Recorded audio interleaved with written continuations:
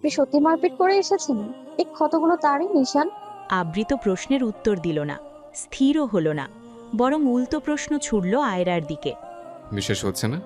হতে চাইছি না। কেন? কারণ আপনি এরকম নন তো। চিনি তো আমি আমার হাজবেন্ডকে। মারপিট যদিও হয়েও থাকে, তার মানে নিশ্চয়ই যথার্থ কোনো কারণ আছে। আবৃত মৃদু হাসল। হাসিটা বেশ প্রশান্তির, একটা প্রাপ্তির। বউ তার যথেষ্ট বুদ্ধিমান, ম্যাচিওরতি, জানে সে তাকে বুঝবার মতো ক্ষমতাও আছে, যুক্তিবাদী একটা দিক আছে। এটাই তো প্রাপ্তি। কত সহজেই না বলে দিল চিনি আমি আমার হাজবেন্ডকে। কতজন বিশ্বাসের সঙ্গে এরকম বলতে পারে? আবৃত বোধহয় এখানেই জিতে গেছে। সে ছোট্ট করে একটা জবাব দিল। হতে পারে, তবে বলার মতো নয় বিষয়টা। অতি সহজ তার কথা। আয়রো যেন বুঝে নিল আবৃত বিষয়টা বলতে চাচ্ছে না এখন। যদিও সারা তাকে সম্ভাব্য বিষয় জানিয়েছে, তাই প্রসঙ্গ পাল্টিয়ে জিজ্ঞেস করল। এই রাতের বেলা হাতে মাথায় ক্ষত নিয়ে কি বাড়ি যাওয়ার খুব প্রয়োজন ছিল? আগে চিকিৎসা নেওয়া যেত না? সেজন্য তো বাড়ি যাচ্ছে। মানে? আমার অর্ধেক গেলে থেকে ভালো চিকিৎসা আর কে দিতে পারবে? নির্লিপ্ত তার উত্তর। কথা বলতে বলতেই তারা বাড়ি পৌঁছাল।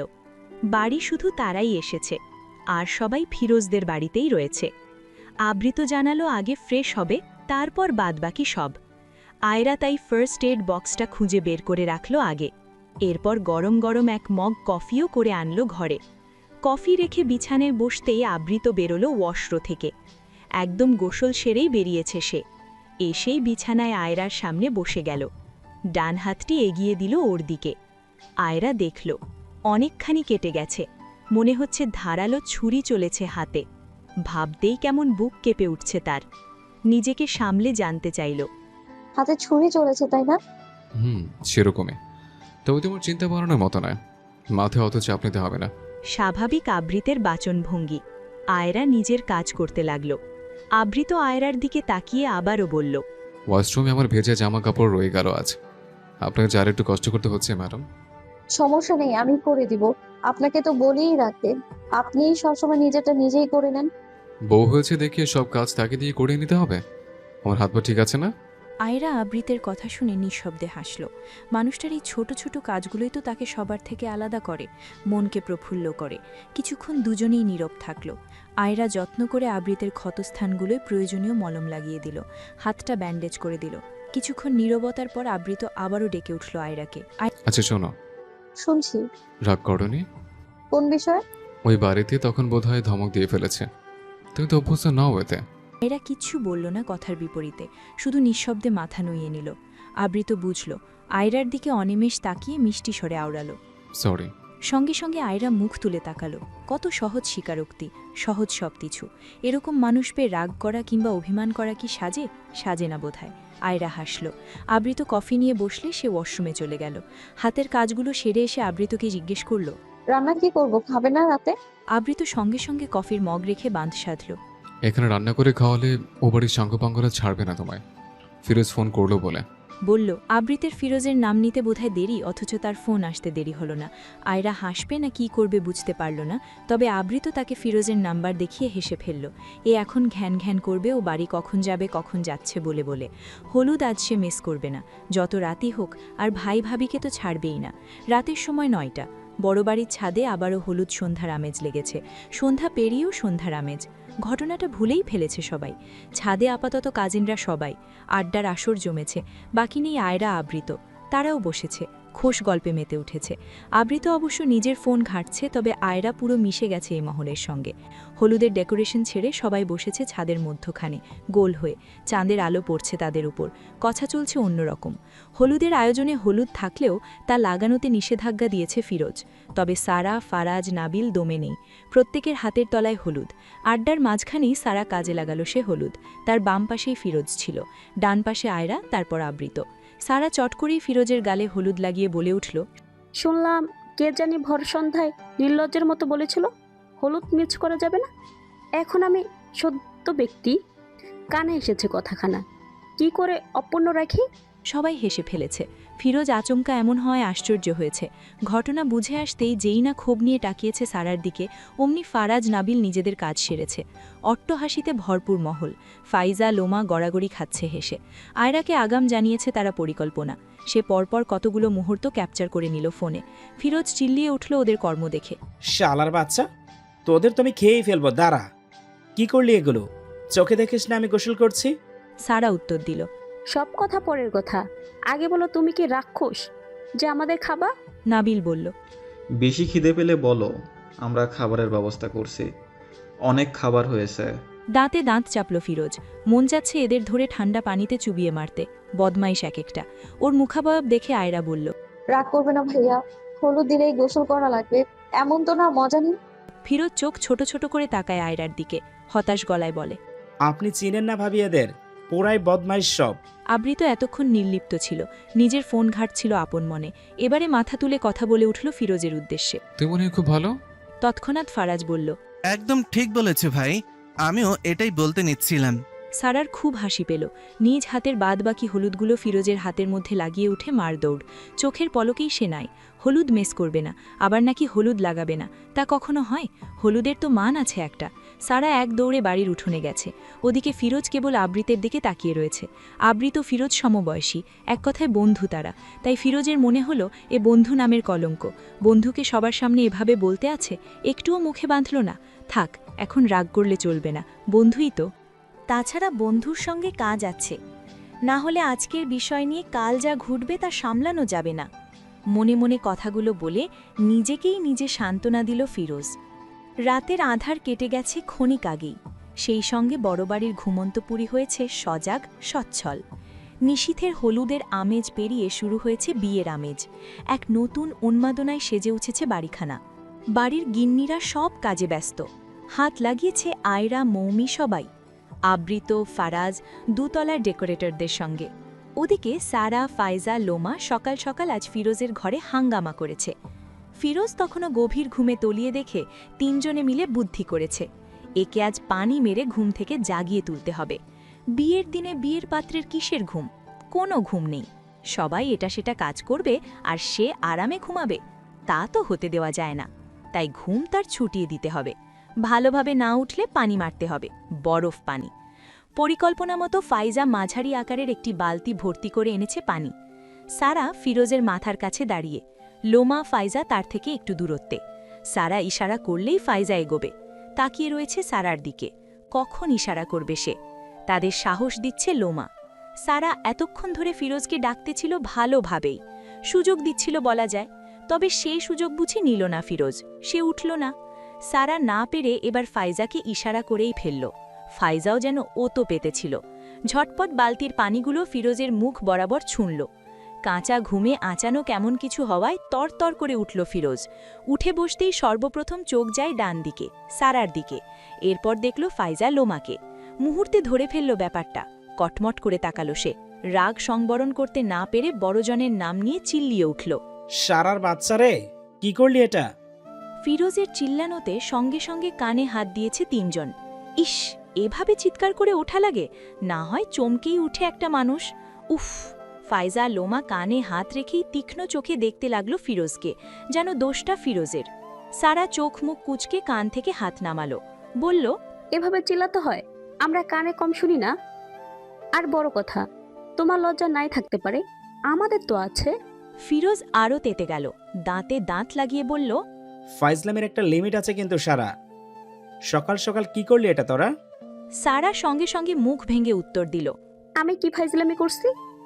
তোমাকে অনেকক্ষণ ধরে ডাকাডাকি করেছি, তুমি ওঠো নাই, তাই এই পদ্ধতি অবলম্বন করতে হলো আমাদের। তবে রে, দাঁড়া, তোকে ফাইজলামি কাকে বলে তাই দেখাই। বলেই ফিরোজ চট করে নেমে দাঁড়ালো বিছানা থেকে। ওকে নামতে দেখেই ফাইজা, লোমা এক দৌড়ে ঘরের বাহিরে ছুটে গেল চোখের পলকে। সারাও দৌড় লাগাবে, তার মধ্যে দরজায় আবৃত এসে খাড়া। লোমা ফাইজাকে দৌড়ে বের হতে দেখে সেদিকে তাকিয়ে চোখ ফেরালো ফিরোজের দিকে। থমথমে কণ্ঠে জিজ্ঞেস করল, কি হচ্ছে এখানে? ফিরোজ, সারা দুজনেই থেমে গেছে যে যার জায়গায়। আবৃতকে দেখে শান্তি মিলল সারার। যাক বাবা, বেঁচে গেল বোধহয় এই যাত্রায়।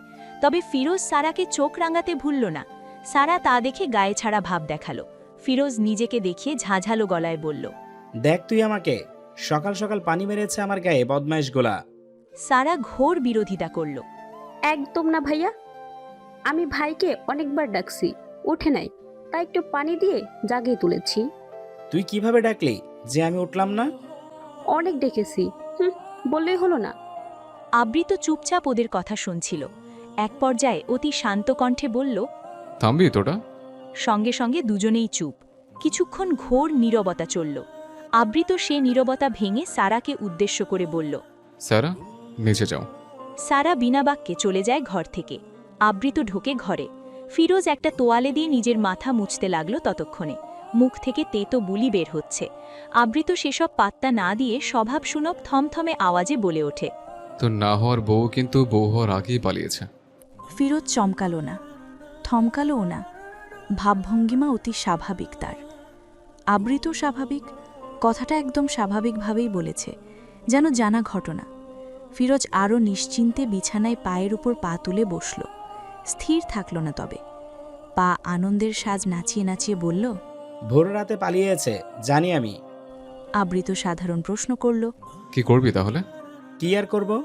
মেম্বারের ছেলেপেলেরা নিয়ে পালিয়েছে, সেও তাল দিয়ে গেছে। ওরা সেদিন এটাই বলতেছিল, মাইটটা খেল শুধু। হুম, ভুল হলো। শুধু শুধু মার খায়নি, কিছু অবান্তর মন্তব্য এবং সাধারণ কথোপকথনে ঠুনকো রেসকে ছুরি ধরার পর্যায়ে নেওয়ার জন্য মার খেয়েছে। এখন আর কি? হাসিম রহমান সামাল দিবেন ব্যাপারটা, যেহেতু মানসম্মানের ব্যাপার। নিজের কথা পেতেই আবৃত ব্যস্ত পায়ে বেরিয়ে গেল ঘর থেকে।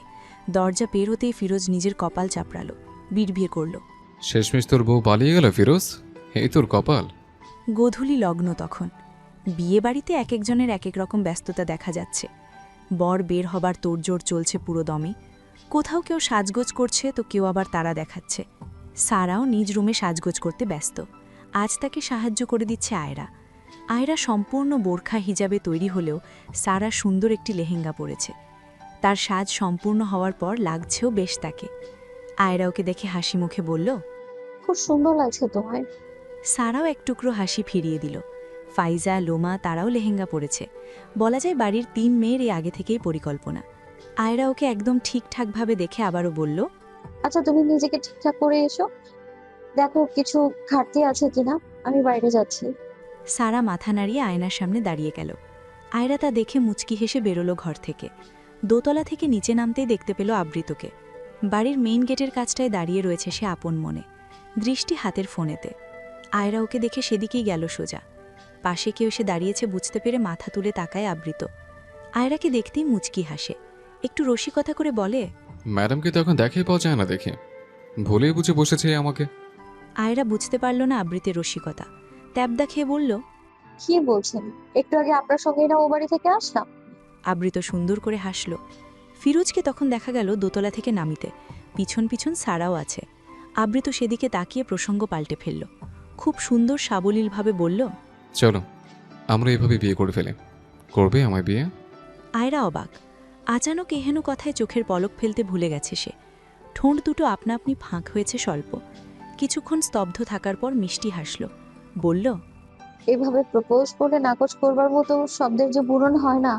আবৃত নিঃশব্দে হাসল, জিজ্ঞেস করল। রাজি হচ্ছে তবে? আমায় কি নতুন হতে হবে তাহলে? আবৃত ঘাড় নাড়ালো দুদিকে, অর্থ বুঝিয়ে দিল না। এরপর একটু ঝুঁকে আসলো আয়রার দিকে, ফিসফিস আওয়াজ তুলে বলল। নতুন পুরাতন নাই, তুমি হলেই চলবে। যেভাবে যেমন আছো আমার হতেই সই। আয়রার হৃদয় প্রশান্ত হলো, আবারও একবার মুগ্ধ হলো। মনের গহীনে দোলা ছিল অন্যরকম এক অনুভূতি, অদ্ভুত ভালো লাগা, ভালোবাসা। তবুও মুখে হাসি রেখে রসিক ছলে জিজ্ঞেস করল। ভেবে বললেন? আবৃত সময় নিল না ভাবতে, অতি অবলায় বলে ফেলল।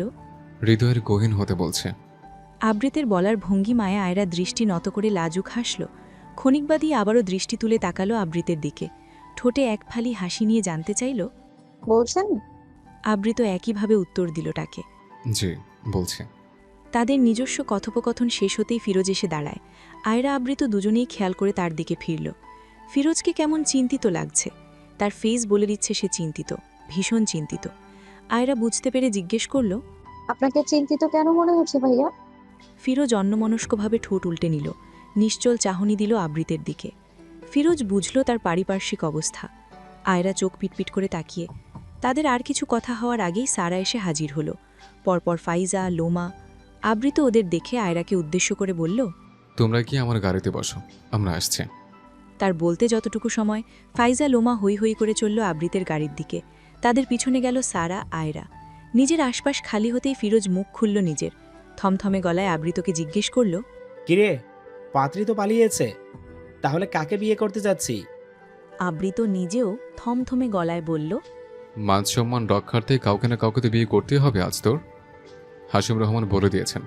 ফিরোজ হতাশার শ্বাস ফেলে গায়ে ছাড়া ভাব নিয়ে বলল, সে না হয় করে নিব, আমার তো আর প্রেম প্রীতি নাই যে আপত্তি থাকবে।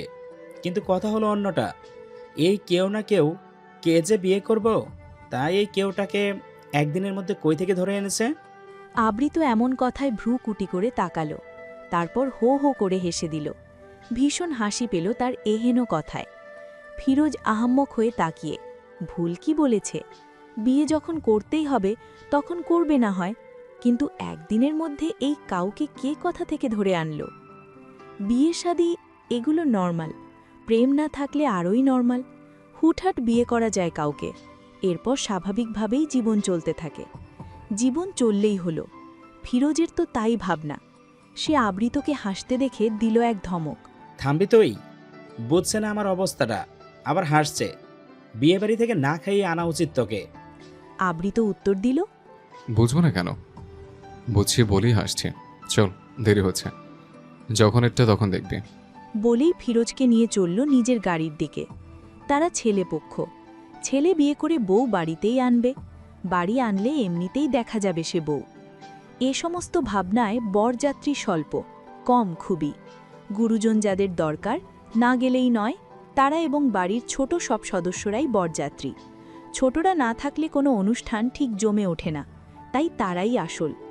এছাড়া বাড়ির গিন্নিরা কিংবা কোনো আত্মীয় বের হয়নি। শুধু শুধু মেয়ের বাবার ওপর চাপ সৃষ্টি করা মোটেও ভালো চোখে দেখেন না হাশেম রহমান। তাই অল্প সংখ্যক বরযাত্রী ক্ষণিকের মধ্যে বড় বাড়ি থেকে বেরোল। বিয়ের জন্য আয়োজন করা হয়েছে অনেক, খাবার দাবার থেকে শুরু করে কোনো কিছুর কমতি রাখা হয়নি। ফিরোজদের তরফে তো এলাহি আয়োজন বলা চলে, ফাঁক নেই কোথাও। সমস্ত আত্মীয়দের জড়ো করা হয়েছে, ভরপুর বিয়েবাড়ি। এত কিছুর মধ্যে যদি বিয়ে না হয়, শেষ মুহূর্তে কোনোভাবে বাতিল করা হয়, তাহলে তা বড়ই লজ্জার। সব কথার এক কথায় মান সম্মান। মানে লাগে বেশ, হাসাহাসি হয়, হয় কানাকানি, পিঠ পিছে হয় রসিকতা। তার ওপর যদি কনের বাড়ি থেকে কনে পলাতক হয়, তখন সে বাড়ি ঘিরে আরই আলোচনার অন্ত থাকে না। আলোচনা হতে হতে এক পর্যায়ে যায় সমালোচনায়। অবাক হওয়ার থেকে অপমান বোধ করে ছেলেপক্ষ। আয়রা মৌমিরা অবাক, ভীষণ অবাক হয়েছে সকলে যখন কানে এসেছে কনে পালিয়েছে। সারা ফারাজির মুখ দেখার মতো। তাদের অবশ্য আলাদা করে ডেকে সসম্মানে ব্যাপারখানা জানিয়েছেন পাত্রীর বাবা মা। আপাতত তারা সকলে একটি বদ্ধ রুমে। আবৃত, ফিরোজ সহ হাশেম রহমান এবং তার কয়ে ছিলে বসেছে মেয়ের বাবা মার সঙ্গে সোফায়। ছোটরা সব বিছানা জুড়ে বসেছে, বড়রা ওদিকে কথা বলায় ব্যস্ত। কি করা যাবে এই পরিস্থিতিতে? কি করলে সব সামাল দেওয়া যাবে? মেয়ের বাবা মা লজ্জিত ভীষণ। এখন ছেলেপক্ষ যা করবেন বা বলবেন তা মাথা পেতে নিবে তারা। তাদের মধ্যে আবৃত বেশ স্বাভাবিক, যেন কিছুই হয়নি, কিংবা সবই তার আগাম জানা। তার ভাবগতি নজর এড়াল না আয়রার। সে দূর হতেই দেখল আবৃতকে। এদিকে সারা ফিসফিসিয়ে আয়রাকে বলল, ভাবি গো, পাত্রী সত্যি সত্যিই পালিয়েছে, তাহলে এবার আমরা কিভাবেই যাব খালি হাতে? আয়রা পিছন ফিরে ভাবনাহীনভাবে বলল, কি জানি, আমি তো কোনোদিন এমন পরিস্থিতিতে সচক্ষে দেখিনি, বলতে পারলাম না। তাদের কথার মধ্যে ধীরে ধীরে মৌমি, ফারাজ, ফাইজা, লোমা সবাই টুকটাক কথা বলতে লাগল নিম্ন আওয়াজে। আসলেও এমন পরিস্থিতির সম্মুখীন তারা কেউ হয়নি কখনো। নিজেদের মধ্যে নিজের নিজের অনুভূতিগুলো পেতে বসল তারা। বেশ ভালোই একটা চমক পেয়ে সকলে, অথচ তাদের চমককে আরও চমক দেয় একটি প্রস্তাব। হাশিম রহমান পাত্রীর জায়গায় সারাকে বসানোর প্রস্তাব রাখতেই আকাশ ভেঙে পড়ল যেন সবার মাথায়। হাঁ করে তাকিয়েছে সবাই। দৃষ্টি ঘুরে গেছে সারা ফিরোজের দিকে। সারা ফিরোজের মুখের ভাষা যেন হারিয়ে গেছে মুহূর্তে। কথা ফুরিয়েছে অপ্রত্যাশিত প্রস্তাবের সম্মুখীন হয়ে। সেখানে নীরব দর্শক সবাই। সারা ফিজরের কথা ফেরবার আগে সব ঠিকঠাক হলো। সমস্ত দিক বিবেচনায় আবৃতের নানা এবং মামারা কজন মিলে পাত্রীস্থলে বসাল সারাকে। অনেক ভেবেচিন্তে হাসেম রহমান ছেলেদের নিয়ে তাদের সিদ্ধান্তে সাজিয়েছেন অনেক কিছুই। আল্লাহ যা করেন ভালোর জন্যই করেন, এর উপর আর কোনো কথা হয় না। এরপর আর পাত্রপাত্রীকে কিছু বলবার সুযোগ অবধি দেওয়া হয়নি। সোজা বিয়ে পড়ানোর জন্য প্রস্তুত করা হলো। সারা এমনিতেও গোল্ডেন কালার একটা লেহেঙ্গা পরিহিত, যথেষ্ট সুন্দর লাগছে। তাই বিয়ের জন্য কোণা হিসাবে তার মাথায় শুধু লাল টকটকে বউ ওড়না জড়িয়ে দেওয়া হলো, মুখখানি আড়াল করে দেওয়া হলো। এরপর নিয়ে যাওয়া হলো সকলের সামনে। সব কিছু পাত্রীপক্ষের পরিকল্পনা মতো, সবই পারফেক্টভাবে হতে থাকে, শুধু পরিবর্তন পাত্রী। তাদের যখন বিয়ে পড়ানো হলো তখন সারার পেছন থেকে আবৃতের পাশে গিয়ে দাঁড়ালো আয়রা। আয়রা পাশে গিয়ে দাঁড়াতেই আবৃত স্বভাব সুলভ হাসল। আয়রা রয়ে শয়ে জিজ্ঞেস করল, আপনার এসব কি আগাম জানা ছিল? ছিল মনে হয়। আয়রা মাথা নাড়ায়, স্বাভাবিকভাবেই বলে ওঠে। এটা তো পুরো অস্বাভাবিক একটা ব্যাপার হলো, তাই না? আবৃতও একইভাবে উত্তর করল। কেন কেন মনে হলো এমন? কাজিন বিয়ে তো আজকাল অহরহ। তবুও তাদের তো আর প্রেম ঘটিত সম্পর্ক ছিল না, ছোট থেকে ভাই বোন হয়ে বেড়ে উঠেছে। আজকের জন্য কিছু করার ছিল না। ব্যাস, আয়রা নিশ্চুপ। আর কি বলবে, বলার জন্য আছেই বাকি। আবৃত দেখল ওকে, হাসল মৃদু, হুট করে ডাকল নরম কণ্ঠে। তারিন? সঙ্গে সঙ্গে উত্তর করল আয়রা। ভাগ্যিস তোমার কোনো কাজিনের পাত্রী পলাতক হয়নি। আয়রা হাঁ হয়ে তাকালো আবৃতের দিকে, ভ্যাবা চাকা খেয়েছে। চোখ ঝাপটে হতভম্ব হয়ে প্রশ্ন ছুড়ল। মানে কেন? যদি হতো আর পাত্রীর স্থলে তোমাকে বসিয়ে দিত, তাহলে আমি মানুষটাই তোমাকে কি করে পেতাম? কি যে বলেন আপনি, কথায় বলে যার ভাগ্য যেখানে। আবৃত সহসাই হেসে ফেলে। কথাখানা একদমই ফেলে দেবার মতো নয়। আজকে এই বিয়ে বাড়িতে যা হলো তারপর তো নয়ই। এই তো সারা আনন্দে মনে ভাইয়ের বিয়ে খেতে এসেছিল, জানতো না বিয়েটা যে তার সঙ্গেই হবে। অথচ তাদের বিয়েটা হলো হঠাৎ করেই, অপ্রত্যাশিতভাবেই। কোনো আঁচ ছিল না এই ব্যাপারে। আবৃত সারা ফিরোজকে দেখে, এরপর আয়রার দিকে তাকিয়ে বেশ অগোছালোভাবে নিজের সুপ্ত অনুভূতিগুলো উগড়ে দেয়। আর আমার ভাগ্য আপনাতে ম্যাডাম, আপনি আমার ভাগ্য। আমি আপনার এই ভাগ্যকে ভীষণ ভালোবাসি, ভীষণ। রাতের প্রথম প্রহর চলমান। সাধারণতই নিস্তব্ধতায় ঘেরা পরিবেশ, তবে বড় বাড়ির নিস্তব্ধতা যেন আরও দ্বিগুণ। স্বাভাবিকের তুলনায় বেশ শান্ত, স্থির। বিয়ের আমেজ কেটে মুহূর্তে থমথমে স্তব্ধ হাওয়া। হবারও কথা তাই, বরং তা না হলেই বিষয়টা লাগত অস্বাভাবিক। যেখানে বাড়ির বড় বউ হয়ে অন্য কারোর আগমন হবার কথা, সেখানে সব আয়োজন হয়েছিল যেখানে যদি বাড়ির মেয়েরই আগমন ঘটে বউ হয়ে, তখন বিষয়টা হয়ে ওঠে অত্যন্ত জটিল, বিস্ময়কর। যা অবস্থা এখন বড় বাড়ির। আঙ্গিনার মধ্যখানে নতুন বিবাহিত দম্পতি দাঁড়িয়ে বেশ অনেকক্ষণ হয়েছে। তাদের ঘিরে রয়েছে সকলে। বাড়ির গিন্নিদের বিস্ময় কাটছে না এখনো, বুঝতে পারছেন না কিছুই। ফলস্বরূপ অবুজের মতো তাকিয়ে, চোখে শুধুই একরাশ প্রশ্নের ঝুলি। অবাকে চেয়ে রয়েছেন বরযাত্রী হয়ে যারা গিয়েছিলেন তাদের পানে, স্বামী নামক মানুষগুলোর দিকে। তাদের অবাক বিস্ময়ে প্রশ্নাত্মক চাহনির বিপরীতে অন্য পাশটায় শুধুই দীর্ঘশ্বাস। সারা মাথা নিচু করে রয়েছে সকলের সামনে। আকস্মিক সব ঘটনায় কোনো প্রতিক্রিয়া নেই তার মাঝে, একদম অনুভূতিহীন যেন, প্রতিক্রিয়া শূন্য। ফিরোজ গায়ে ছাড়া ভাব নিয়ে দাঁড়িয়ে, তার অত মাথা ব্যথা নেই বললেই চলে। তার মতে বিয়ে হওয়ার ছিল হয়ে গেছে, না হওয়ার থাকলে অবশ্যই হতো না, যে যতই চাক। তার মন মস্তিষ্ক সবসময় প্র্যাকটিক্যাল ভাবতে অভ্যস্ত। বরাবরের মতোই সে অবিচল। হাসিম রহমান তাদের দিক চেয়ে স্বল্প কথায় যতটুকু সম্ভব এখনকার জন্য তাই বুঝিয়ে বললেন সকলকে। সারা বড় মেয়ে এ বাড়ির, দুটো ছেলের পর প্রথম মেয়ে হওয়ায় সবার আদরের সে, যথেষ্ট ভালো মেয়ে। তারও বিয়ের বয়স হয়েছে, দুদিন আগে আর পিছে বিয়ে দিতেই হতো। চলে যেত পরের বাড়ি, সেখানে যদি নিজ ঘরেই মেয়ে রাখার সুযোগ হয়। পাত্রী চলে গিয়েই না হয় সে সুযোগ করে দিল। অনেক ভেবেচিন্তে তবেই এই সিদ্ধান্তে আসা হয়েছে। বিনা বাক্যে রাজি ছিল বাপ চাচারা। রাত বাড়ছে, ক্লান্ত সবাই। হাসিম রহমান রাশভারী গলা তুলে সকলকে বললেন, বিয়েটা তাদের হয়ে গেছে, এ নিয়ে আর কোনো কথা নয়। ছেলে মেয়ে দুটো ক্লান্ত, যদি কোনো নিয়ম নীতি থাকে তাহলে তা করে তাদের ঘরে পাঠানোর ব্যবস্থা করা হোক। এরপর আর কোনো আলাপ আলোচনার অবকাশ থাকল না। সবাই ব্যস্ত হয়ে পড়ল মুহূর্তে। আবৃত, আয়রা ও মৌমি এক কোণে দাঁড়িয়ে। সমস্ত আলাপ আলোচনা শেষ হতে দেখে তাদের দুজনকে উদ্দেশ্য করে অত্যন্ত নিচু গলায় বলল, তোমরা দুজনে সারাকে ঘরে দিয়ে শোনা হয়। দুজনেই আবৃতের কথা বুঝল। মুত্তাকিকে আবৃত কোলে নিলে মৌমি চলল আগে আগে। আয়রা এগোতে নিলে আবৃত আচমকা পিছন থেকে হাত টেনে ধরল তার। আয়রা চমকে পিছনে তাকিয়ে জিজ্ঞেস করল, কি হলো? আবৃত বিনা সংকোচে বলল, বিয়েটা অনাকাঙ্ক্ষিত, অপ্রত্যাশিত একদম। তবুও বিয়ে তো, স্যারকে বলছিও। দুজন কিন্তু দু প্রান্তের, দুই রকম বিষয় ওটা দুজনের। সারা আবেগে হলেও ফিরোজ প্র্যাকটিক্যাল। বুঝেছি, বিস্তারিত বলতে হবে না। আবৃতকে মাঝপথেই থামিয়ে বলল আয়রা। আবৃত হাসল। যথেষ্ট বুদ্ধিমতী তার স্ত্রী, জানে সে। রাতের গভীরতা বেড়েছে, শুনশান নীরবতায় আচ্ছাদিত চারিপাশ। আবৃত আধশোয়া হয়ে বসে বিছানায়। ও বাড়ি থেকে কিছুক্ষণ আগেই এসেছে তারা দুজন। বাকি সদস্য ও বাড়িতেই রয়েছে। আয়রা গিয়েছে প্রথমে ফ্রেশ হতে। সে আসলে আবৃত যাবে, সে অপেক্ষাতেই বসে সে। আপাতত ফোন ঘাটছে নিজের। ধ্যান ফোনে থাকতেই আকস্মিক আয়রার কণ্ঠস্বর ভেসে আসে, আপনি যাই বলেন, বিয়েটা অত্যন্ত অস্বাভাবিক এবং অস্বস্তিকর হয়ে গেল ভাইয়াদের জন্য। চোখ খুলে তাকায় আবৃত। আয়রা ব্যস্ত ভঙ্গিতে তোয়ালের সাহায্যে হাত মুখের পানি অদৃশ্য করতে ব্যস্ত।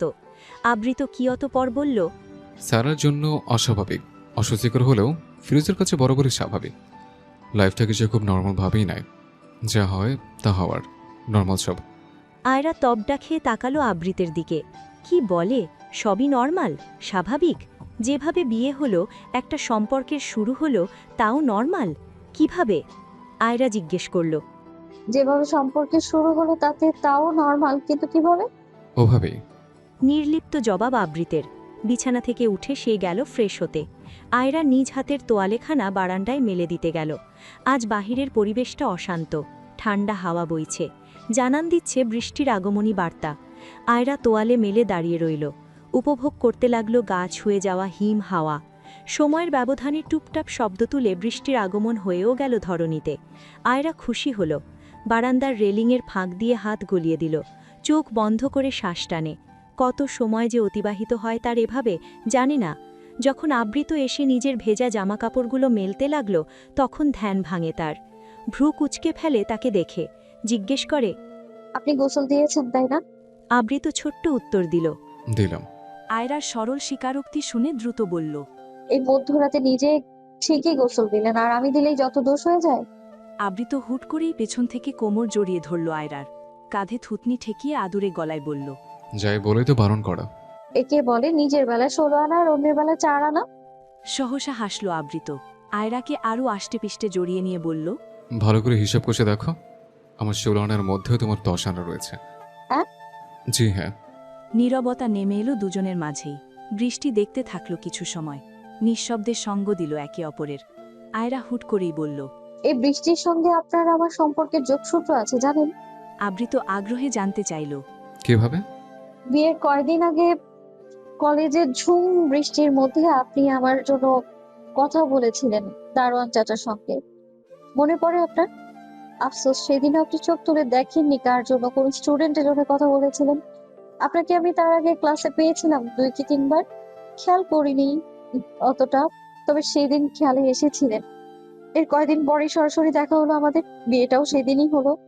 আবৃত মনোযোগী শ্রোতার মতো শুনল সবটা, মাথা দুলিয়ে হাসল। কতই না সুন্দর দিন, অনাকাঙ্ক্ষিত সংযোগ। বৃষ্টির ছিটে এসে ছুঁয়ে দিচ্ছে তাদের, পরিবেশ করে তুলছে মধুর, অনুভূতি করে তুলছে চঞ্চল।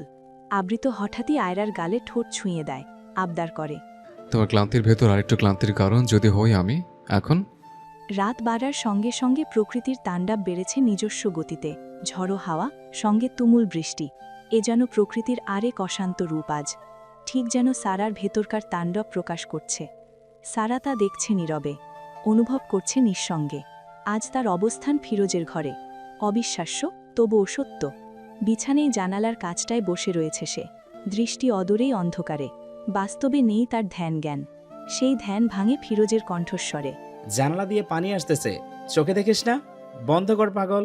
হুট করেই খানিক চমকে ওঠে সারা, একবার ফিরোজের দিকে তাকিয়ে আবার জানালার দিকে যায়। সত্যিই পানি আসছে। চটজলদি জানালা বন্ধ করে সোজা হয়ে বসে সে। ফিরোজ তীক্ষ্ণ চোখে চেয়ে দেখল ওকে। যেমন ঘরে এসেছে তেমনি বসে আছে, চেঞ্জ করেনি। জিজ্ঞেস করল, এভাবেই বসে থেকে রাত পার করার ইচ্ছে নাকি? চেঞ্জ করিসনি কেন? চটে গেল সারা। কটমট করে তাকিয়ে শক্ত গলায় বলল, তো কি করব? তোমার ঘরে তোমার না হয় জামা কাপড় আছে, সুন্দর মতো জামা পরে পাল্টে ফ্রেশ হলে। আমার কি আছে এখানে? ফিরোজ চোখ ঝাপটায়। ভুল তো বলেনি সারা, এখানে তো তার কিছুই নেই, তাহলে চেঞ্জ করে কি পরবে? মাথা চুলকায় ফিরোজ। একটু ভাবতেই হুট করেই প্রশ্নের উদয় হয় কিছু। তার না হওয়া বউও তো খালি হাতেই আসতো বোধহয়, তাহলে সে কি পরত? নাকি ব্যাগ ভর্তি করেই আসতো? কি জানি। ফিরোজ মাথা ঝাড়া দিল, সহজ মনে বলল, বাড়িটা তো তোরও, তোর জামা কাপড় তোর ঘরেই আছে, তো সেখান থেকে নিয়ে আসলেই হয়। তুই খাম্বা সেজে বসেছিলি কেন? সারা একদম চোখ গরম করে তাকালো। এত সোজা হলে সে নিশ্চয়ই বসে থাকত না। আশ্চর্য। ফিরোজ ভ্রু কুঁচকে তাকিয়েছে সারার দিকে। এমন তাকানোর মানে কি সে বুঝেনি? কি ভুল বলেছে? সারা কিছু বলছে না দেখে ফিরোজ আবারও বলল, কি? ওভাবে তাকানোর মানে কি? ঠিক আছে, আমি এনে দিচ্ছি না হয়। বলেই ধূপধাপ পা ফেলে বের হলো সে। সারা হা হতাশ করল। ফিরোজের কাছে কতই না স্বাভাবিক বিষয়গুলো, অথচ সে জর্জরিত ভাবনার তাড়নায়। এতদিন যাকে জ্বালিয়ে মারছে তার সাথেই নাকি থাকতে হচ্ছে। যে হলুদ লাগাবে না বলে নিজে হলুদ লাগিয়ে দিল, বিয়েটা কিভাবে তার সাথেই হলো বলা যায় দিল। ফিরোজ দরজা খুলে বের হতেই তার চাচি দাদির দেখা পেল। দুজনের হাতে খাবার পানির দেখা পেল। উদ্দেশ্য তার ঘরেই এই খাবারগুলো পৌঁছনো। তবে পথিমধ্যেই দেখা পেয়ে চাচি জিজ্ঞেস করলেন, এ কি, তুমি বাহিরে কেন? ফিরোজ অবলীলায় বলল, সারা তো আমার ঘরে, আর আমার ঘরে ওর জামা কাপড় অবশ্যই থাকার কথা নয়, সেটাই আনতে যাচ্ছি। এখন চেঞ্জ করে কি পরবে? খাম্বার মতো বসে আছে। চাচি জিভে কামড় দিলেন, তাকালেন শাশুড়ির দিকে। তিনি নাতির দিকে চেয়েই আছেন। জবাবে বললেন, তোমার বউয়ের জন্য আগাম একখান শাড়ি রাখা হয়েছে না ঘরে, দেখো নাই? না তো, আমাকে তো বলে রাখা হয়নি, জানবো কি করে? চটপট জবাব ফিরোজের। চাচি দাদি ব্যস্ত পায়ে ঘরের ভেতর গেল।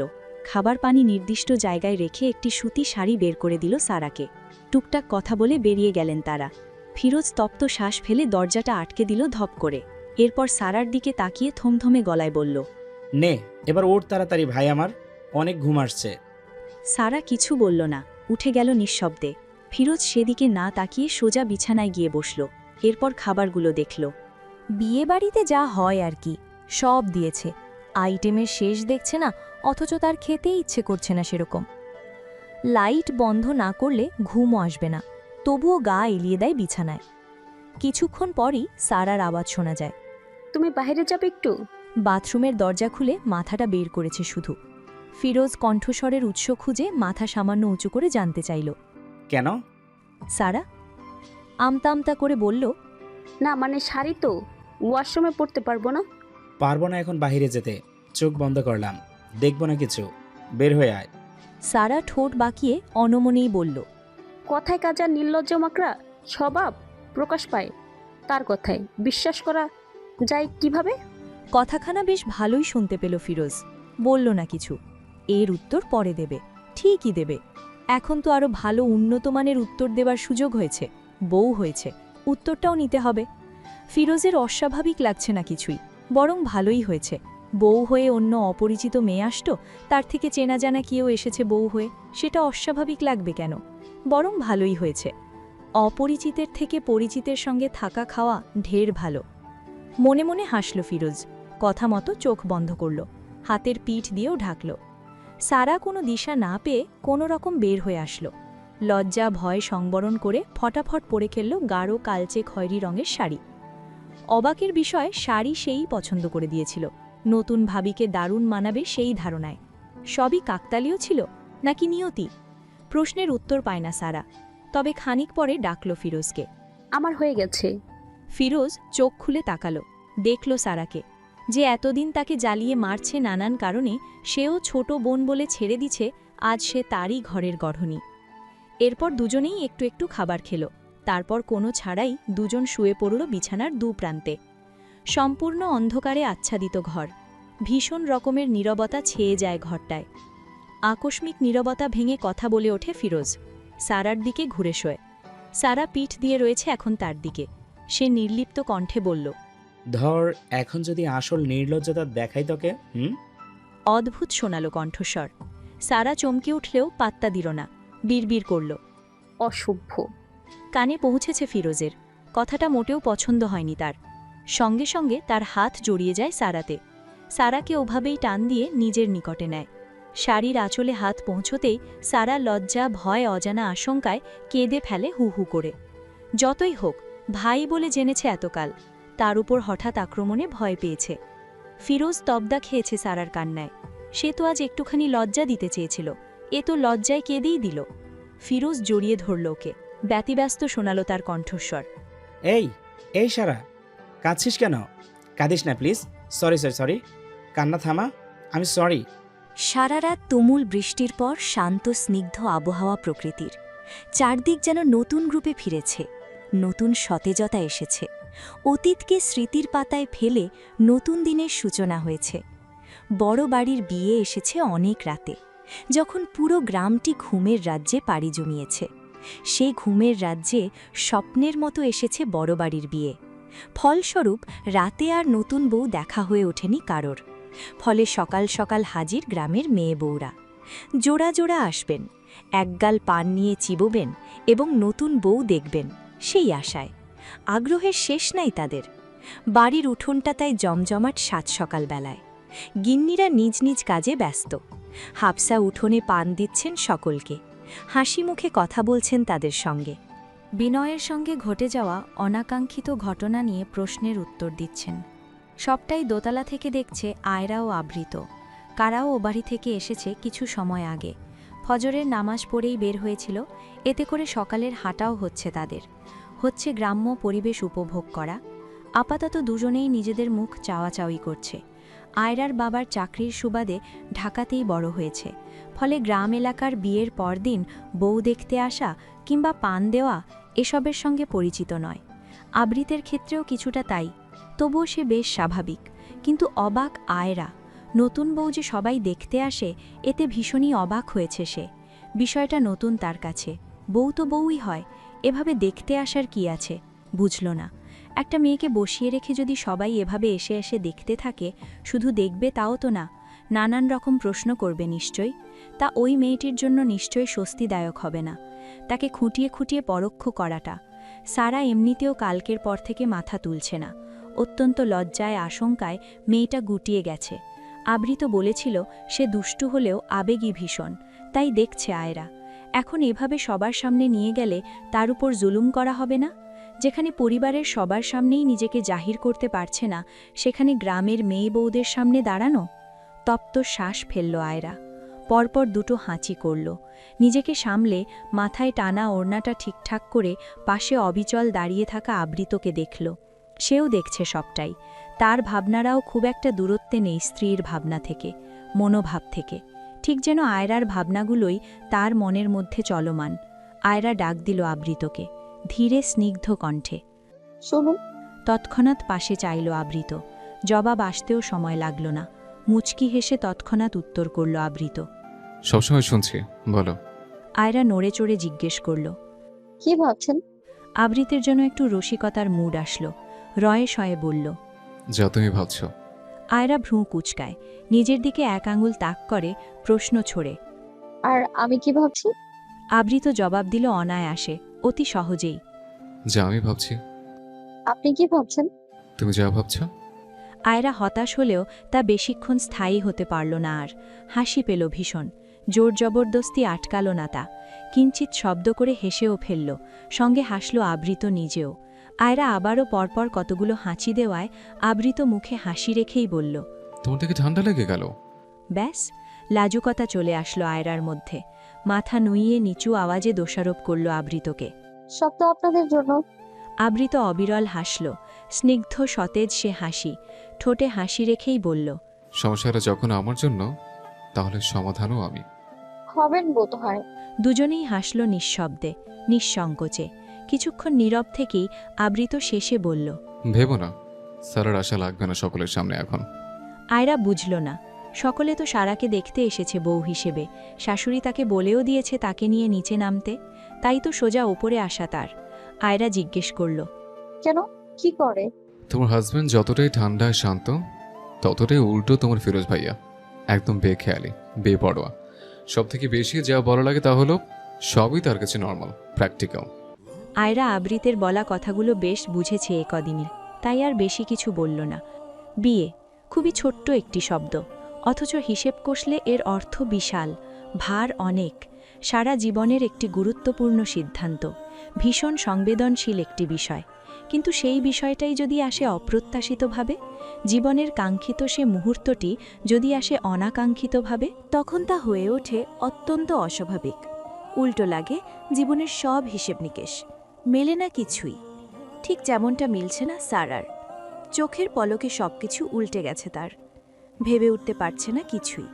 সে যে অত্যাধিক ইম্যাচিওর তাও নয়, তবুও ছোট থেকে ভাই ভাই বলে ডাটা ফিরোজকে এখন এই মুহূর্তে উল্টে যাওয়া সম্পর্কে মানতে পারছে না। ভাবতে গেলেই লজ্জারা ঘিরে ধরছে, ভয় করছে, অস্বাভাবিক লাগছে। এত কিছু কি করে বুঝাতে সামনের স্বাভাবিক মানুষটাকে, যে এখন তার সামনেই বুকে হাত গুজে দাঁড়িয়ে রয়েছে আয়েশি ভঙ্গিমায়, যার এত স্যাত হুশই নেই, খেয়াল নেই। তার কাছে তো সবটাই স্বাভাবিক, অতি নর্মাল। বেশ অনেকক্ষণ ধরে সারাকে তীক্ষ্ণ চোখে দেখছে ফিরোজ। চোখের ভাষা অত্যন্ত জটিল, যেন বুঝতে চাইছে মাথা নুইয়ে রাখা সারাকে। সেই কাক ভরে ঘুম থেকে উঠে বিছানায় বাবু হয়ে মাথা নুইয়ে বসে রয়েছে সারা। এক চুল পরিমাণ নড়ছে না, এদিক ওদিক তাকাচ্ছে না পর্যন্ত, কথা বলছে না কোনো। একইভাবে সেই থেকে বসে কি এত আকাশপাতাল ভাবছে তাই যেন বুঝে নিতে চাইছে ফিরোজ। শেষে যখন অত মাথা ঘাটাতে ইচ্ছে হলো না, তখন বিরক্ত হলো সে। বিরক্তের রেশ ধরলেই ভারী কণ্ঠে জিজ্ঞেস করল, তোর আজ সারাদিন এভাবেই কাটানোর প্ল্যান আছে? তবুও সারা মাথা তুলে চাইল না। কিভাবেই বা চাইবে, সে যে আকাশকুসুম ভাবতেই ব্যস্ত। সেই সঙ্গে যখনই মনে হচ্ছে এক রাতের মধ্যেই সামনের মানুষটার সঙ্গে তার সম্পর্ক পাল্টেছে, হাজব্যান্ড হয়েছে চোখের পলকে, একাটি রাত অনায়াসে কেটেও গেছে তার সাথে, ভাবতেই লজ্জায় কুকড়ে যাচ্ছে সারা। দুষ্টুমির সম্পর্কে হঠাৎ লজ্জা শরমের আগমন দেখে আরও বেশি লজ্জিত হচ্ছে সে। ইস, কিভাবে কি হয়ে গেল সব! কান্না পাচ্ছে এখন তার। এত ভার, এত অস্বাভাবিকতা নিতে পারছে না সে। এত শ্বেত কি করে বুঝাবে সামনেজনকে? সারা কিছু বুঝে ওঠার আগেই আবারও প্রশ্ন ছুড়ে আসে, কি সমস্যা তোর সারা? ধমকের সুর। মুহূর্তে মেজাজ খারাপ হয়েছে ফিরোজের। বুঝেই হুট করে মাথা তুলে তাকালো সারা, আমতা আমতা করল। ফিরোজ ফের প্রশ্ন করল, কিছু একটা বলছি আমি। সারা নিজের ভেতরে সমস্ত ঝড় দমিয়ে নিল, চোখ বন্ধ করে উত্তপ্ত শ্বাস ছাড়ল। মিনমিনে কণ্ঠে ছোট্ট করে জানতে চাইল, কি? ফিরোজ হতাশ হল বেখেয়ালে।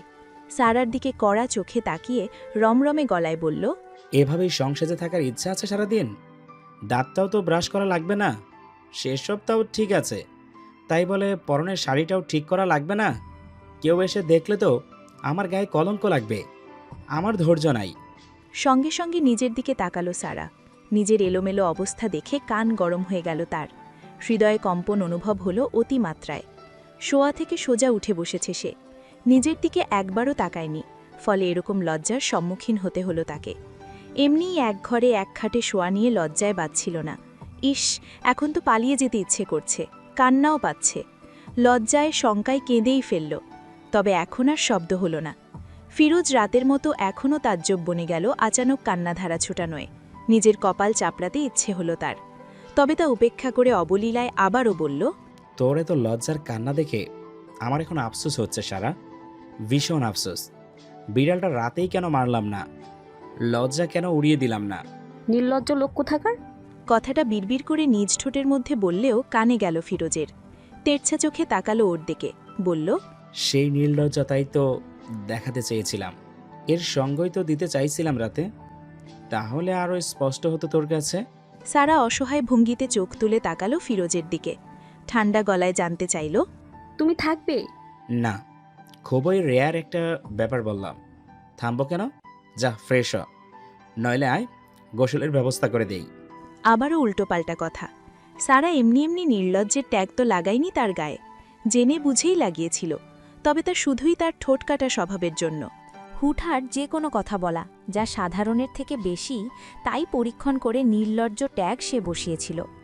এখনই যা শুরু করেছে তাতে না মানলেও মনে হচ্ছে আসল নির্লজ্জ বুঝি একেই, এই স্বভাবকেই বলে। সারা দ্রুত নেমে গেল বিছানা থেকে। ওয়াশরুমের কাছটায় যেয়ে হঠাৎ আবার পা জোড়া থামিয়ে দিল। পিছন ঘুরে জিজ্ঞেস করল, আমার টুথপেস্ট আছে যা। সঙ্গে সঙ্গে উত্তর যেন জানত এমন প্রশ্নের আগমন সম্পর্কে। সারা ভেতরে যেতেই ফিরোজ বসল বিছানায়, ফোন ঘাঁটতে লাগলো নিজের। এর মধ্যেই দরজায় নক পড়ল। দরজা ভেরানোই ছিল। ফিরোজ এসো বলতেই ধীর পায়ে ভেতরে ঢুকল আয়রা ও মৌমি। মৌমি এসেই জিজ্ঞেস করল, কিরে সারা কোথায়? ফ্রেশ হতে গেছে। আর কোথায় যাবে? আয়রা কৌশলে বলল, যাবে তো, নিচে যাবে। সবাই নতুন বউ দেখতে এসেছে দেখলাম। ফিরোজ চোখ ছোট ছোট করে তাকালো। বসতে বলল ভাবি আপুকে। জিজ্ঞেস করল, নতুন বউ দেখতে এসেছে মানে? মৌমি বলল, নতুন বউ মানে নতুন বউ দেখবে সবাই। ফিরোজ ভ্রু কুচকে বলল, বউ? বউ? অন্যের বউ দেখে লাভ কি? আশ্চর্য। একটু থেমে দম নিয়ে ফের বলল, তার থেকেও বড় কথা, বউ দেখার কি আছে? ফিরোজের কথার ভঙ্গিমা দেখে কুটিল হাসল মৌমি, যেন সে খুব মজা পেয়েছে। শব্দ করে হাসছে সে। আয়রাও হাসল, তবে নিঃশব্দে। দুজনের দিকে তাকিয়ে ফিরোজ কপালের ভাঁজ ফেলে। হাসার মতো কি বলা হলো? কথায় ভুলটা আছে কি? বউ দেখার মতোও কিছু থাকে? অন্যের বউ দেখে কি লাভ হবে মানুষের? সোজা সাপটা একটা কথা, অথচ মৌমি হেসেই চলেছে। ফিরোজ মৌমির দিকে তীক্ষ্ণ চোখে তাকিয়ে আয়রাকে বলতে লাগল, আপনার ননদ পাগল হয়ে গেছে ভাবি। দেখুন কেমন পেতনির মতো হাসছে। হাসার মতো কি বলেছি আমি? মৌমি এবার সামলে নিল নিজেকে। হাসি বন্ধ করে রয়ে শয়ে বলল, হাসার মতো কিছু বলিসনি। বউ দেখে মানুষ কি করে? দেখে, স্বল্প সময়ের জন্য গসিপ করে, সময় কাটে, এটাই করে। ফিরোজা বিরক্ত হলো যেন। স্বল্প সময়ের জন্য গসিপ করে? ওয়াহ, এর জন্য বাড়ি বয়ে বউ দেখতে এসেছে? ফিরোজ ঠিক আয়রার ভাবনাগুলোই যেন আওড়ালো নিজ মনে। উঠে পড়ল সে। সারা ওয়াশরুম থেকে বের হবার আগেই বের হলো ঘর থেকে।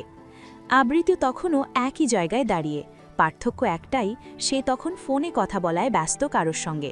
ফিরোজ ওকে দেখে আর কোনো দিক না গিয়ে পাশে গিয়ে দাঁড়ায় তার। আবৃত সে সময় বেশ সাবলীলভাবে উত্তর করছে। হ্যাঁ, আমার 2 দিন পরেই ফিরছে। বলেই ফোন কেটে দিল সে। পাশে ফিরোজকে দেখে ভাবান্তর হলো না কোনো। তবে ফিরোজ ছাড়ল না। প্যান্টের পকেটে হাত গুজে জিজ্ঞেস করল, কিরে ভাই, আসলি একদিন আগে, যাবি 2 দিন পরে। তোর ছুটি কতটুকু? আর কলেজে তো জলদি খুলবে। আবৃত স্বাভাবিকভাবেই বলল, কলেজ রোজার কয়টা যেতেই বন্ধ দিয়েছে, তো খুলবে না? তাহলে তুমি এত বাড়ি লেট করে আসছো কেন? ফারাজ এগিয়ে আসতে আসতে প্রশ্ন করল আবৃতকে। ঘুমে ঢুলু ঢুলু সে। এলোমেলো পা ফেলে আসছে এদিকে। মনে হচ্ছে জোর করে চোখ টেনে খুলে বেরিয়েছে সে। তবে আবৃতর কথা স্পষ্ট শুনেছে সে। তৎক্ষণাৎ প্রশ্নটি করে ফেলে। প্রশ্নে তার ফিরোজও সহনাদ পোষণ করে। ভ্রু নাচিয়ে উত্তর চায় আবৃতর থেকে। আবৃত অনায়াসে অনিমেষভাবে ছোট্ট করে উত্তর দেয়, নিজ ইচ্ছে। একই সঙ্গে হতাশার তপ্ত শ্বাস ফেলে ফিরোজ ও ফারাজ। আবৃত নামক মানুষটার থেকে এর থেকে বড় উত্তর আশা করাও বেকার। অভ্যস্ত তারা তাই মেনে নিল। বাড়ির উঠোনে আরও বেশ কিছু মহিলাদের আগমন হয়েছে। খুশি মনে সবাই পান নিয়ে খুশ গল্প জুড়ে বসেছেন। ফিরোজ ভ্রু কুটি করে তাদের পর্যবেক্ষণ করল কিছুক্ষণ। এরপর ফারাজ আবৃতকে ফেলে গটগট পায়ে নেমে গেল নিচে। আবৃত সীমিত হাসল ওর যাওয়া দেখে। তবে উৎসুক হয়ে চেয়ে রইল ফারাজ। একটু হলেও আন্দাজ করতে পেরেছে সে। সকাল সকাল এত মানুষ এমনি এমনি তো আসেনি। অবশ্যই নতুন বউ দেখতে এসেছে সবাই। প্রত্যেক বিয়ে বাড়িতেই হয় এটা। এত মানুষের গুঞ্জনেই তো ঘুম ছুটে গেছে তার। বড় ভাইয়ের কথাবার্তা কর্মকাণ্ডের সঙ্গেও পরিচিত বেশ। আগ্রহটা তাই বেশি। আবৃতর দিকে একবার চেয়ে নিচের দিকেই দৃষ্টি স্থির করল পুরোদমে। মিস করা যাবে না। ফিরোজ নিচে নেমেছে ঠিক তখনই এক মহিলা এসে হাফসাকে জিজ্ঞেস করছে নতুন বউয়ের কথা। স্পষ্ট শুনেছে ফিরোজ। সে এগিয়ে সাদ উত্তর করল, নতুন বউ দেখবেন আন্টি? তার নামটা ইতিমধ্যেই শুনেছেন নিশ্চয়ই। যাকে ছোটবেলা থেকে বড় হতে দেখেছেন, সেই আপাতত এই বাড়ির নতুন বউ, ফিরোজের বউ, বাড়ির বড় বউ। নতুন করে দেখার আছে আরও। তাজ্জব বনে গেলেন সবাই। হাফসা জিভে কামড় দিয়ে ইশারায় চুপ করতে বললেন ভাতিজাকে। এমনি মুখের ওপর এভাবে ফটাফট কথা বলাটা যেন শুধু ফিরোজ নামের পাশে ট্যাগ হয়ে দাঁড়িয়েছে। ছেলেটা করেও এমন, না তাকে আটকানো যায় আর না পারা যায়। এবারও পারল না হাফসা। ফিরোজ বাড়তি মানুষগুলোকে বিতাড়িত করেই ক্ষান্ত হল। বিয়ে করে শ্বশুরবাড়ি আসা নতুন একটা মেয়ে, সে যেই হোক, এক রাত যেতেই তাকে যদি পাড়া প্রতিবেশী ঘিরে ধরে, নানান বিষয় নিয়ে গসিপ করে, তাকে জাজ করে, তাহলে তা কতটুকুই বা নিতে পারবে সে? কেমন লাগবে? এত মানুষের ভিড়ে ভালো নিশ্চয় লাগবে না। নানান ভাবনা ফিরোজের। ওপরতলার তখন আয়রা বেরিয়েছে ফিরোজের ঘর থেকে। ফারাজ তখন নেমে এসেছে নিচে। আবৃত ওকে দেখেই ঠোঁট এলিয়ে বলল। দেখলে কথা মিলল আমার? আয়রা এগিয়ে এসে বলল। দেখলাম আপনি বেশ জানেন ভাইয়াকে। বিকেলের সময় আকাশটা কেমন ঘুম মেরে রয়েছে, একদম স্তব্ধ। বৃষ্টি আসার আগ মুহূর্ত যেন। কখন কোন মুহূর্তে বৃষ্টি ঝরতে শুরু করবে তার নিশ্চয়তা নেই। আয়রা, মৌমি, সারা, ফাইজা, লুমা সবাই মিলে ছাদে। আবহাওয়াটা যেমন উপভোগ করছে, তেমনি করছে তাদের দায়িত্বে দেওয়া কাজটুকু। বাড়ির কর্ত্রী মমতা বেগম আজ গাছ থেকে সুপারি পেরে নিয়েছেন বেশ কিছুদিন চলার মতো। সেগুলোই মেরামত করতে দিয়েছে তাদের। সকলে মিলে সেসব সুপারি কাটতে ব্যস্ত। সঙ্গে আছে তাদের নানান ঘোষ গর্ত। তারা যখন নিজেদের মধ্যে ব্যস্ত, ঠিক সে সময় আগমন হয় ফারাজের। এসেই আফসোস করে বলে, ছেলে দুইটা নেই, আবারও নেই, হাওয়া হয়েছে যেন। আমাকে একটু সঙ্গে নিলে কি হয় ওদের? সকলে তাকিয়ে তার দিকে। বুঝতে অসুবিধে হলো না কাদের কথা বলছে। আবৃত, ফিরোজ নিশ্চয়ই কোথাও গিয়েছে, তাদের কথাই বলছে। দুজনে কোথাও গিয়েছে মনে হতেই আয়রা একটু উৎসুক হয়ে তাকালো ফারাজের দিকে। সেদিনের কথা মনে পড়ে গেল তার। দুজনে কেমন মারপিট করে এসেছিল। আয়রার ভাবনার মাঝেই মৌমি পিছন ঘুরে কপালে ভাঁজ ফেলে জিজ্ঞেস করল, কোথায় গেছে? ফারাজ বিরক্ত হলো, বড্ড বিরক্ত। বললই তো হাওয়া হয়েছে, আবার জিজ্ঞেস করছে কোথায় গিয়েছে। আশ্চর্য। ফারাজ বিরক্তির রেশ ধরেই বলল, বললামই তো হাওয়া হয়েছে। এখন হাওয়া হয়ে কোথায় গেছে এটা আমি কিভাবে জানবো? ফারাজের কথায় আয়রা একটু রসিকতা করে বলল, তাহলে আর কি, তারা হাওয়া হলে তো আপনাকে সঙ্গে নেওয়ার কথা নয়। হাওয়ার সঙ্গে মিশে গেছে, আফসোস করবেন না। তুমি আমাকে বুঝলে না ভাবি? সঙ্গে সঙ্গে লোমা ফারাজের দিকে প্রশ্ন ছুড়ল, তোমাকে তুমি বোঝো? এটা তুই বুঝবি না। আমার বোঝার দরকার নাই। ফারাজ মুখ লটকে জবাব দিল, দরকার পড়লেও বুঝতে পারবি না। তাদের বোঝাবুঝির তর্কে ফাইজা, সারা মুখ লটকে তাকিয়ে রয়েছে। মৌমি তাদের থামিয়ে দিল এক ধমকে, চুপ কর দুটো, আমরা এবার তোদের কথা বুঝতে পারছি না। তাদের অযথাই তর্কের মধ্যে আয়রার ফোনটি বেজে উঠল নিজস্ব আওয়াজে। ইতিখা ফোন দিয়েছেন মেয়েকে।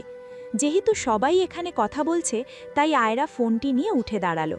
রিসিভ করে সালাম দিতেই ওপাশ থেকে প্রশ্ন ছুড়ে আসলো, কেমন আছিস? আয়রা মুচকি হাসল, জবাবে বলল, আলহামদুলিল্লাহ ভালো আছি, তোমরা কেমন আছো? আমরাও ভালো আছি আলহামদুলিল্লাহ। মায়ের সঙ্গে কথা বলতে বলতে ছাদের কিনারে গিয়ে দাঁড়ায় আয়রা। সেখানটায় দাঁড়িয়ে আরও বেশ কিছু কথা বললে অদূরে দৃষ্টি যায় তার। বাড়ির বাহিরে রাস্তায় ফিরোজ ও আবৃত দুজনে কথা বলতে বলতে বাড়ির দিকেই আসছে। হাতে তাদের কিছু একটা দেখা যাচ্ছে। এরই মধ্যে আয়রার পাশে ফায়জা এসে দাঁড়াতেই তার চোখ পড়ে দু ভাইয়ের ওপর। সঙ্গে সঙ্গে উৎসাহ নিয়ে পিছনে তাকায়। লোমাকে উদ্দেশ্য করে বলে, আমাদের খাবার চলে এসেছে লোমা, এসে গেছে। আয়রার কথা শেষ হয় ততক্ষণে। ফারাজ ফায়জাকে জিজ্ঞেস করল, তোদের খাবার মানে? আমরা বাহিরের খাবার আনতে বলেছিলাম ভাইয়াকে, সেটাই চলে আসছে। ফারাজ তা শোনার সঙ্গে সঙ্গে চোখ মুখ কুঁচকে নেয়, প্রশ্ন করে, তোরা কি রাক্ষস রে? বিয়ে বাড়ির এত খাবার খাচ্ছিস, তাও বাইরের খাবারের বায়না ধরছিস? কথা বলতে দেরি ফারাজের। ছোট দুটোর আক্রমণের শিকার হতে দেরি হলো না। তবে সবটাই শুধু নিশ্চুপে দেখতে থাকলো সারা, মৌমি ও আয়রা। এসবের মধ্যেই আগমন হয় আবৃত ও ফিরোজের। আরেক দফা আলোচনার গল্পের শুরু হয় ছাদেই। সকালের সময় 10:30। হাত ভর্তি বাজার করে ফিরেছেন লোকমান সাহেব। ড্রয়িং রুমে তখন মৌমি আয়রা দুজনেই বসে। লোকমান সাহেব এসে হাঁক ছাড়তেই দুজনেই এগিয়ে আসে। বাজারের ব্যাগগুলো নিয়ে একটু স্বস্তি দেয় তাকে। তিনি গাল ভর্তি হাসি নিয়ে বলে ওঠেন, নাও দুজনে দেখে নাও তো, কোনো কিছু বাকি পড়ে গেছে কিনা আনতে। মৌমি সঙ্গে সঙ্গে মুখ কুঁচকে বলল, তোমাকে না লিস্ট করে দিয়েছি, লিস্ট দেখেই আনছো না, নাকি শুধু লিস্ট করিয়ে নিয়ে গেছো? আরে বাবা, বললাম যদি ভুলে কিছু বাদ পড়ে থাকে। ভুলে না, তোমার তো সব সময় কিছু না কিছু আনা বাদ পড়ে। যেন অভিযোগ করল মৌমি। লোকমান সাহেব মেয়ের কথায় তবু হাসলেন। আয়রা পানি এগিয়ে দিল তার দিকে। তিনি পানির গ্লাস নিয়ে একটি চেয়ার টেনে বসলেন আয়েশ করে। এরপর এদিক ওদিক তাকিয়ে নাতিকে খুঁজলেন। যখন পেলেন না তখন জিজ্ঞেস করলেন, মুক্তা কি কোথায়? তাকে দেখছি না যে। উত্তর আসলো আয়রার থেকে। কিছুক্ষণ আগেই ভাইয়া হাঁটতে নিয়ে গেল ওকে। হাফসা ঘরে ছিলেন, তিনিও আসলেন এর মধ্যে। দাওয়াতটা দুপুরের, হয়তো একটু পরেই চলে আসবে বড় বাড়ির ছেলে মেয়েগুলো। তিনজনে মিলে কথায় গল্পে লেগে গেলেন কাজে। রান্নাবান্নার যে আইটেম হয়েছে ধীরে সুস্থে এটা ওটা করতে করতেই দুপুর হয়ে যাবে, সময় তো লাগবে। এর মধ্যে আবৃত আসে ড্রয়িং রুমে। কে কি করছে দেখে নিয়ে আস্তে ধীরে বলল, আমাকে এক কাপ চা দিও তো কেউ। বলেই সে আবারও ঘরের দিকে যায়, যেন নিজের প্রয়োজনটুকু বলতেই এসেছিল। আয়রা সেদিকে তাকিয়ে চা বসাতে উদ্ধত হয়। পর্যাপ্ত সময় নিয়ে চা করে এক কাপ নিজ দায়িত্বে নিয়ে যায় ঘরে। আবৃত বারান্দায় বসে ফোন ঘাঁটছে। আয়রা নিঃশব্দে বারান্দায় এগোয়, চা বাড়িয়ে ধরে অত্যন্ত ক্ষীণ গলায় বলল, আপনার চা। আবৃত ঘাড় ঘুরিয়ে তাকায় ওর দিকে, বাড়িয়ে ধরা চায়ের কাপ নিয়ে নেয় সযত্নে। এরপর নীরবেই আয়রার মধ্যে কিছু একটা পর্যবেক্ষণ করতে থাকে। সময় নিয়ে জিজ্ঞেস করে, মাথা ব্যথা একদম ঠিক? আয়রা মাথা নাড়াল। হাস্যোজ্জ্বল মুখে উত্তর করল তৎক্ষণাৎ, একদম ঠিক। আবৃত আয়রার থেকে দৃষ্টি ফিরিয়ে চায়ের কাপে চুমুক দিল তখন। তৃপ্তি নিয়ে পরপর কতগুলো চুমুক বসিয়ে রয়সয় বলল, এখন একটু নিজেকে দেখো তো আয়নায়। আয়রা বুঝল না কথার অর্থ। চোখের পাতা ঝাপটিয়ে অবাক কণ্ঠে জানতে চাইল, কেন? কত স্নিগ্ধ লাগছে এখন। আর কোনোভাবে একটু অসুস্থ হলে তখন মুখের দিকে যাওয়া যায় না, আমার কলেজে এফোর ওফোর করার মতন অবস্থা থাকে। আয়রা কিংবদন্তির মতো তাকিয়ে। এ কথার ঠিক কী উত্তর দেওয়া যায় ভেবে পেল না। শব্দভাণ্ডার খালি মনে হলো তার। কিছুক্ষণ চুপচাপ থাকলো একদম। অল্প সময় নিয়ে ঠোঁটে হাসিও ফুটল তার। দাঁড়িয়ে থেকেই বেশ দেখতে পাচ্ছে আবৃতর মুখখানি, তবু মাথা ঝুঁকিয়ে দেখল। আদুরে মুখের অভিব্যক্তি, ঠোঁটে সূক্ষ্ম হাসি রেখেই বেশ স্বাচ্ছন্দ্যে রসালো সুরে বলল, আপনি তাহলে বড্ড দুর্বল। একটুতেই কলিজায় এফোর ওফোর হয় যখন। আসুন না চিকিৎসা করি আপনার। আয়রার মাথা ঝোঁকানো, মুখের অভিব্যক্তি, কথার ভঙ্গিমা দেখে আবৃতও হাসল। একই সুরে বলল, হ্যাঁ, সেজন্য তো ডাক্তার পড়াচ্ছে, ফ্রিতে চিকিৎসা নেব বলে। আয়রা একই অবস্থায় থেকে বিস্তর হেসে প্রশ্ন ছুড়ল, আপনাকে কে বললো আমি আপনাকে ফ্রি চিকিৎসা দিব? আবৃত আয়রার প্রশ্ন পাল্টে নিজের প্রশ্ন করল, দেবে না? না তো, আপনার থেকে আরো ডাবল ফি নিব। নিজ মানুষের থেকে ফি নিতে কৃপণতা কিসের? আবৃত তবদা খেয়ে বলল, এই ছিল তোমার মনে দাঁড়িয়ে? জি, এখনো আছে। বলেই সে দৌড়ে বেরিয়ে গেল হাসি মুখে। আবৃতর সঙ্গে এরকম খুনসুতি করতে ভালোই লাগে। এখন আপাতত রান্নাঘরে অনেক কাজ। আয়রা যেতেই আবৃত একান্তই হাসল। চায়ের কাপে চুমুক দিতে লাগলো আয়েশ করে। আর 5টা স্বামী স্ত্রীর সম্পর্ক কিংবা সংসার জীবন সম্পর্কে জানে না সে, তবে তার এতটুকু সংসার তো বেশ লাগছে। দিন দিন ভালো লাগা ভালোবাসা বেড়েই চলেছে। নতুন নতুন স্বপ্ন এসে যোগ হচ্ছে। দুপুর 12টার সময় ছোট বাড়িটায় হৈ হৈ লেগে গেল। বড় বাড়ির ছেলেমেয়েগুলো হাজির সব। শুধু হাজির বললে ভুল হবে, তারা যেন একদম দাওয়াত খেতেই এসেছে। অতিথি হয়ে আসার ভঙ্গিমায় সঙ্গে নিয়ে এসেছে দই, মিষ্টি ও পান সুপারি। একে একে ফাইজা, লোমা, ফারাজ, নাবিল এসে দাঁড়ায় ড্রয়িং রুমটায়। তারা যখন ড্রয়িং রুমে, তখন 4 জনের একদম পিছনে সারা ও ফিরোজ।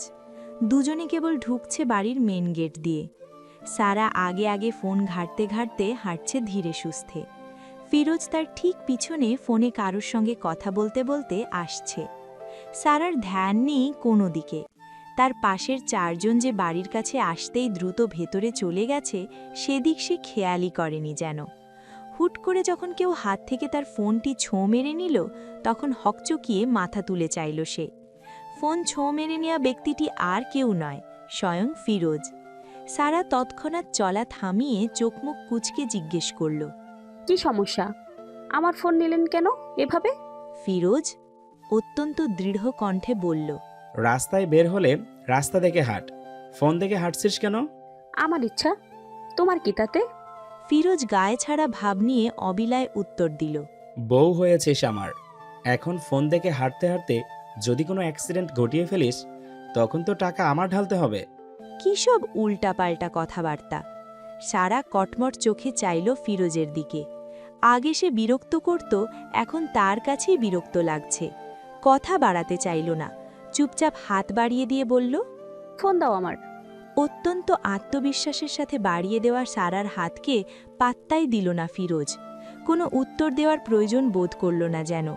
ব্যাস গটগট পায়ে হেঁটে চলে গেল সামনের দিকে। সারা ক্ষেপে বোম হলো তখনই, মনে মনেই বকতে লাগলো ফিরোজকে। একে একে সবাই এসে গেলে ফারাজ হাতের জিনিসপত্র টেবিলে রেখে জোরে জোরে বলতে লাগলো, কই এবারের মানুষগুলো কই? মেহমানরা তো সবাই চলে আসছে যে।